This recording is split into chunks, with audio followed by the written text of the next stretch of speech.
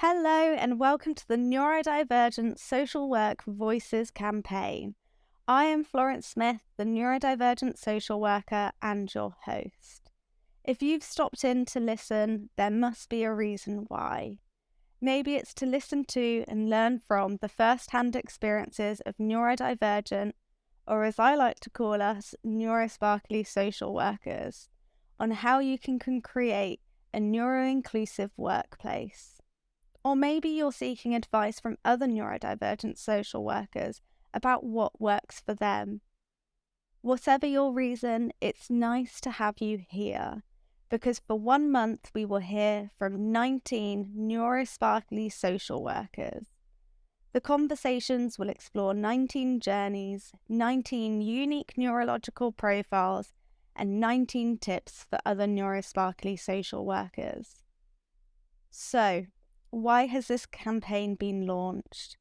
Well, it's been done with the vision to raise awareness, share knowledge, celebrate neurodivergence, as well as increase representation of neurosparkly social workers across the profession.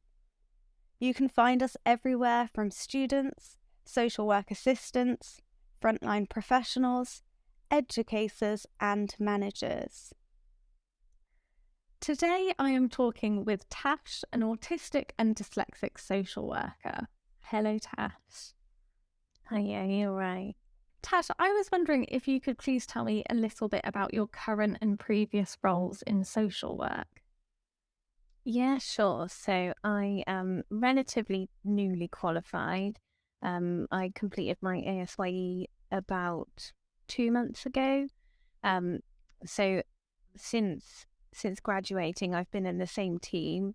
I work in adult social care with adults who have learning disabilities and autism. What kind of things do you do in your role? So my role is about assessing people against the eligibility criteria under the Care Act. We support with mental capacity assessments, DOLS work, getting support implemented for people to lead successful and fulfilling lives. Oh, wow. That sounds very, very interesting. And congratulations on completing your ASYE as well. And during COVID, nonetheless, which I can imagine completely changed what the ASYE looked like. I'm asked that. So uni and ASYE, we get asked a lot about, how different it was, but we didn't have anything else to compare it to. So it's all we knew. For me, I loved it. I loved not having to go to lectures. I loved having online Teams meetings where I didn't need to be on the screen. I loved being in my own little world. So it worked really well for me. Tash, please could you tell me a little bit about your neurodivergence or about how your brain sparkles? So it's a tricky one. So my dyslexia was diagnosed when I started uni. I was forever forgetful and I think anything I wrote looked quite illiterate. So I wouldn't have been able to manage without the support I got after diagnosis.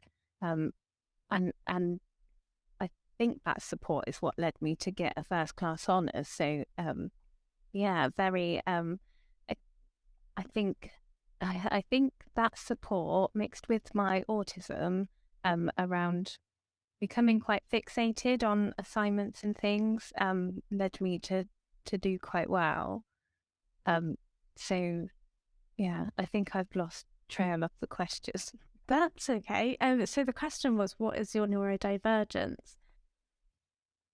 Oh yes, so autism and dyslexia is my neurodiversion. And these being, so I've got a really good attention to detail. I have quite often get a lot of feedback about how thorough I am when I'm doing assessments and tend to sort of dig in a bit deeper, just through curiosity and being quite interested in finding out more. I I am quite empathetic, although I can sometimes take it on a bit too much. So however much I see that as a strength, I really feel when people are having struggles. So I share their empathy, but I feel it too. So it can be as much as a positive as it is a negative. I'm pretty good with sitting in silence. So those awkward moments where people just want to just sit quietly, I don't feel the need to interject and say something. I'm quite happy to sit in the quiet, and I think that's definitely a strength. Awkward conversations are not awkward for me. There's many moments where we'll have sort of, I'm that one in a team meeting where when it turns to sort of small talk, and there's moments of quiet, I'll be the person that's like, okay, this is awkward, I'm going now. Yeah. Just because, yeah, I maybe a bit too blunt, but I feel like it's a strength. Everyone knows where they stand with me. Yeah. Yeah. I'm quite organised, and well, I say quite organised. I'm very organised, and I've got really good communication skills, and that's purely because of my neurodivergence.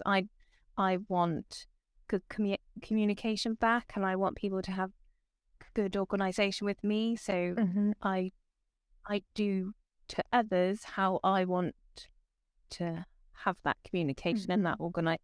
So yeah, feedback I get, I'm pretty good at that. Thank you for the insights into your brain as well. Tash, please could you tell us a little bit about how you've come to recognise your strengths? Because I'm very aware in assessments, what they look at is what we struggle with and can often be deficit focused in what are our challenges and weaknesses. And as neurodivergent or neurosparkly individuals, we aren't taught or supported to identify our strengths.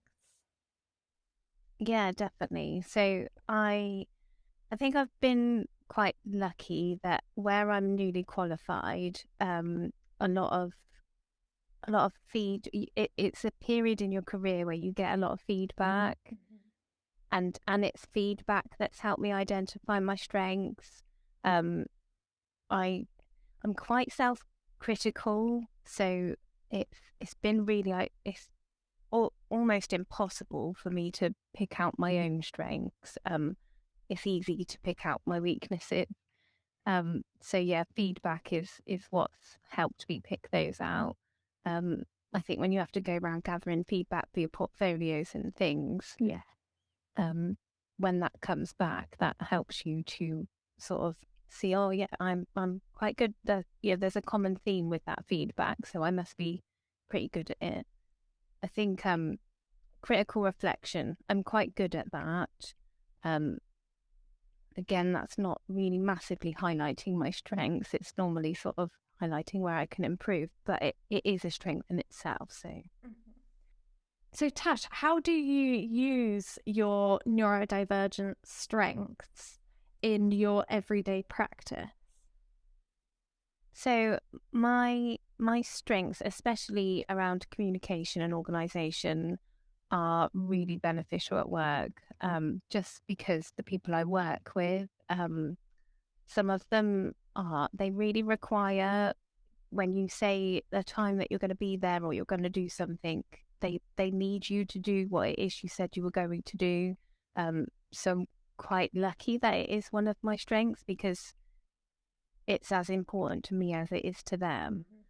And even if there becomes a situation where I can't quite do what it was I said I was going to do, I'm able to prioritize calling them or contacting them any which way to let them know this is what's happening, because I know how much anxiety that would cause me if I wasn't aware. I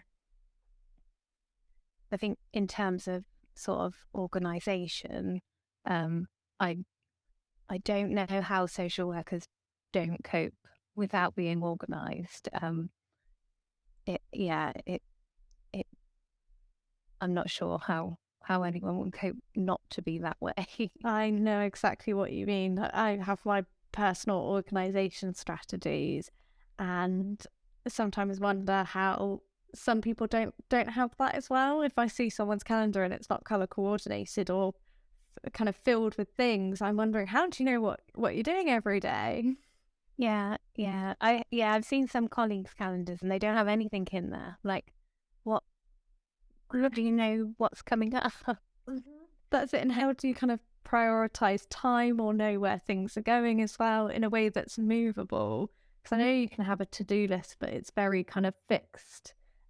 Whereas I think of an Outlook calendar is something that can be something a little bit more flexible. So although it's predictable and it can help create structure, it can also be a little bit flexible in when things might need to be moved. Yeah, definitely. It's a good my Outlook calendar is my life. It has things that can't be moved are one color, things that can be moved are a different color, things that need to be prioritized are another color. So yeah, that massively helps. Tash, please could you tell me a bit about your experience of social work? Yeah, sure. So uni, I was diagnosed dyslexic at the start of uni, and the support I got was incredible. I can't begin to describe the amount of support I got, and I absolutely loved it. I didn't get my autism diagnosis until very recently. So it was actually through working in the team I work in that I started to pick up on some of my own struggles and thinking, oh, quite similar. So yeah, that diagnosis is quite late. My ASYE year was interesting. There was a lot of support. The support wasn't the same as uni, and I think I really struggled with that. Time frames and the kind of support that was available. I think I compared it too much to uni, and because it was so different, that caused me quite a lot of distress. And it is such a big change as well. If you kind of get used to one support structure to then kind of be moved and climatized to a different support structure, it can be quite jarring. It can be quite disorientating as well. I was wondering, what support did you get at uni? So at uni, I got, where do I start? I got extra time. I got a laptop. I got a printer. I got 45 hours every academic year to help me with all of my essays and proofreading and just peer support. I got money every year for printing of paper. I got software on my laptop to help me read and with spelling. And so the lecturers would send me all of the information and everything at least 24 hours ahead of the lectures being delivered. Yeah, I got a lot of support. And how did you come to access that support? It was, so I believe at the start of my first year, my essays, I wasn't getting on very well with my essays at all. And one of the lecturers said, actually, I think you might be dyslexic. So went through the uni, through the assessment process. But yeah, I wouldn't have identified that. And that's incredibly proactive of your lecturer as well, and to support you to identify it and then access the assessment through university. Yeah. If it wasn't for that lecturer, I wouldn't. I don't even know if I would have lasted the course, because I really wasn't. I was scraping by in the first year. I was really struggling. It wasn't until that support was put in place that I really started to do quite well and then start enjoying it. And to come out with a first class honours as well. Yeah, I was so surprised. I did not do very well at school or college or anything like that. So yeah, to achieve what I achieve with the right support does really show you that you can do it, and other people can do it, but you need that support in place. The biggest achievement for me wasn't even the classification. It was the enjoyment. I really enjoyed it. I loved studying, and that was something I never thought I would feel. It's really, sorry, I speak from my experience. It can be really liberating, can't it, when something goes from feeling really difficult to actually, I really understand this. And if you think, oh, I'm never going to be that person that can do it, to then doing it, it's, yeah, overcoming those barriers. I can't even think of a word to describe it at the moment. Yeah, no, it's massive. The feelings it gives you is amazing, and you've, especially when you're set up in systems where you feel like you're failing. So to get through a system where you feel like you really achieved something is really rewarding. That's it. And in terms of your workplace at the moment, what reasonable adjustments or support have you got in play? So when I started the ASYE, and just the employment in the first place, we had I think it's the occupational health assessment, but that was like more for my dyslexia. But they were really good at putting the software on my work laptop to help with sort of spelling and reading, and they did also give me a bit of extra time to complete my ASYE portfolio. Tash, what has your experience been of disclosing your neurodivergence to employers? So when I first started and disclosed my dyslexia, there really wasn't. It was a pretty standard sort of reaction. Referral straight away to Oc Health, and we'll get those reasonable adjustments in for you. It wasn't. It's as if it's quite common that people come across people with dyslexia. So yeah, not a massive amount of shock or anything disclosing that diagnosis. Disclosing my autism diagnosis has been, I think, really welcomed within the workplace. When I told my head of service, he was amazing. He was like, let us know if there's anything we can do. We have some quite large team meetings that I haven't yet been able to get to in person just because they're a bit overwhelming. And he's so accommodating to try and help me work towards getting to one of those meetings in the future. My manager has been really accommodating, and my team members are great. I don't know if it helps because I work in the learning disability and autism service. So they already make those reasonable adjustments for the people we support. So I've had a really positive experience with mine. In the beginning, I've often felt quite not ashamed to ask for support or adjustments, but a little bit embarrassed. So it's taken me until sort of telling others about my diagnosis and sort of building up that courage to ask for a bit of help. And on the occasions I've asked, because they've been so accommodating, it's helped me ask more. And that I think part of being autistic is I really struggle to integrate with the team that in my past careers and things. But because they've been so accommodating, I really have got to a stage where I feel part of the team, and it's really nice.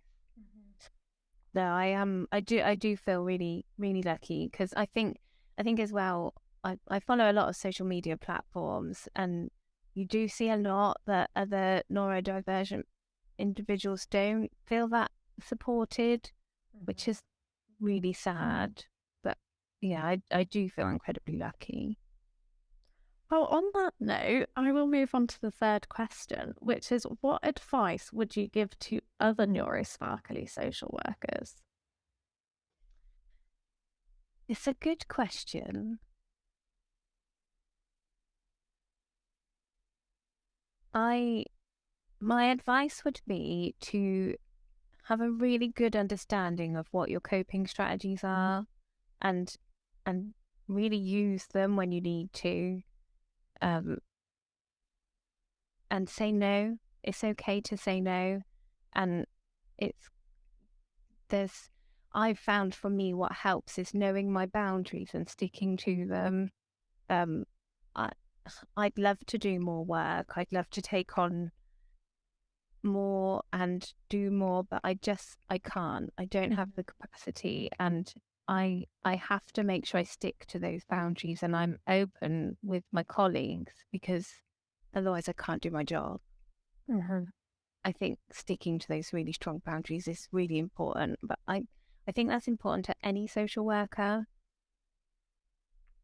But is I think we'd struggle and try so hard to fit in that you kind of ignore what your needs are and mold to the rest of the group or the team. So yeah, say no when you need to and use your coping strategies. And again, what kind of draws there is kind of sometimes masking and pushing down our needs.